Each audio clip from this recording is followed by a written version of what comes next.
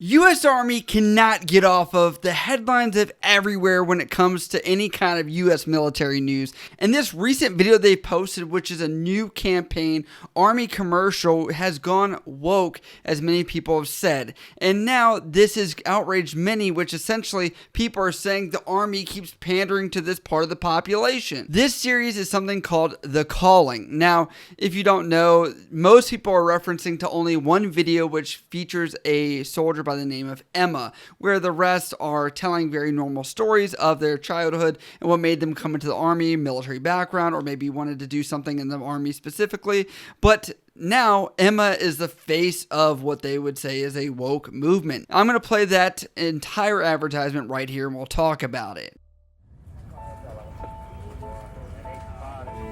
This is the story of a soldier who operates your nation's Patriot missile defense systems.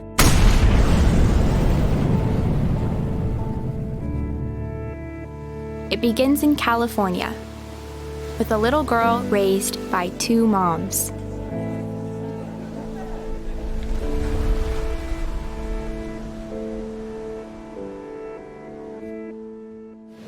Although I had a fairly typical childhood, took ballet, played violin, I also marched for equality. I like to think I've been defending freedom from an early age. When I was 6 years old, one of my moms had an accident that left her paralyzed. Doctors said she might never walk again. But she tapped into my family's pride to get back on her feet, eventually standing at the altar to marry my other mom. With such powerful role models, I finished high school at the top of my class, and then attended UC Davis, where I joined a sorority full of other strong women.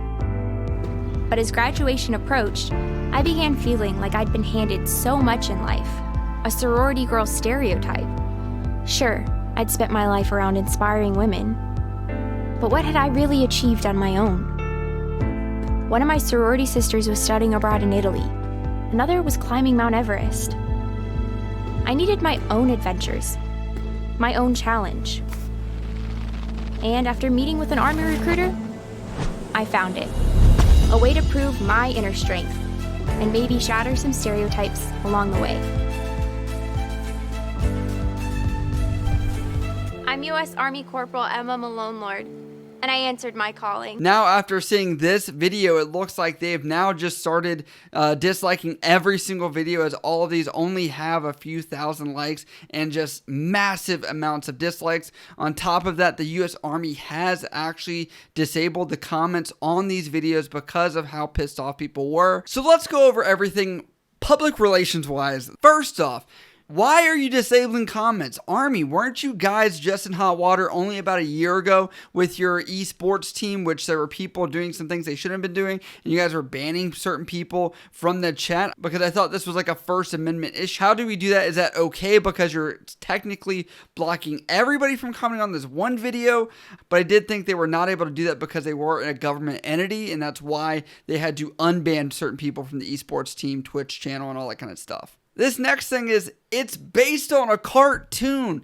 When you're speaking to adults, you're talking about people that relate to people. We're not little kids. I think it really misses the mark. I think we relate to true stories as humans, seeing other people. That's why people have watched me go through my journey, talk about my military experience, because I'm a normal person sitting in front of a camera. And it took years, honestly, for a lot of these military branches to realize, hey, these people on YouTube actually are getting people to join, relate to them, and it's just genuine. That's hard to reproduce. Yes, the production value is high. I'm not going to say the animation's not up there, but when your audience are adults, you're just kind of missing the mark here. I understand the Army is looking to bring diversity into the military. How many people out there have two moms?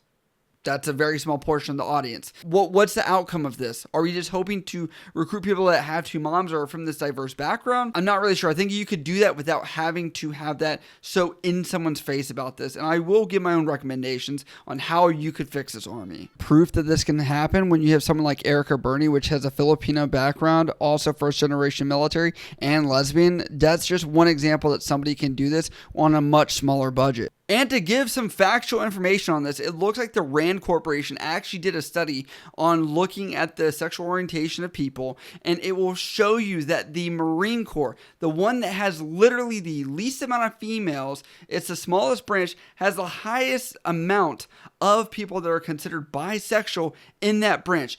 I think what you're seeing is people are people, and people like challenges. Just in general, you didn't even have to include that, and yet you have these females coming in droves that are considered lesbian and bisexual that are coming over into the Marine Corps when it's known to be one of the toughest, most male-dominated societies or organizations in the world. She did so well overcoming this obstacle of, her family and the health concerns. Obviously, I do have my own family in a similar situation, so I do, relate to that. And then she goes to college, and then you're like, but you enlisted in the Army. Like, Army. She represents the values you think, and she also has this great college degree, but she went and enlisted.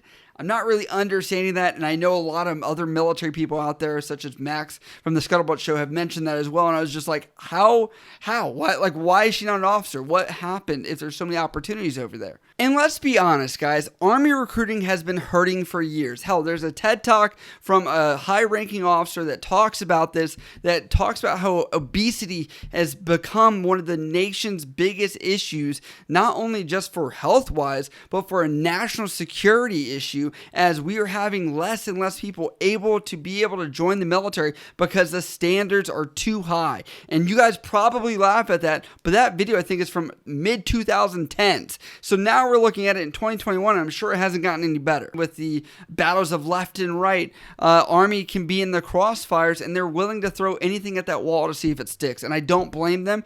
And as the Army is looking to recruit other people, let's look at it from a very pragmatic view. I understand it's hard for many people to do, but when you talk about people that are overweight, can't meet the fitness standards, you're talking about people that have legal issues, you're talking about people that have education issues, can't pass the ASVAB, you've got people that have medical issues, and now we're talking about filtering people through with some algorithm based on their social media posts. Those are 5 barriers someone is dealing with. Oh, and we should probably just say general interest as well. So eventually that narrows down the population to pretty small, and then you're like, well, out of this pretty small population, we have these people that are already willing to join. We need to capture more of these people if we want to still have this Army that is able to function how it's supposed to. And Mike Cappy did post on his Instagram from Task and Purpose and talked about this, and he made a very valid point. Do you remember how they tried to recruit my generation? The Army used video games and action-packed commercials. And do you think that World War II veterans and Vietnam veterans looked at the way that they recruited my generation and thought that it wasn't hilarious? Even growing up, I remember seeing like Navy, Air Force, Army all over the X Games. I was a skateboarder.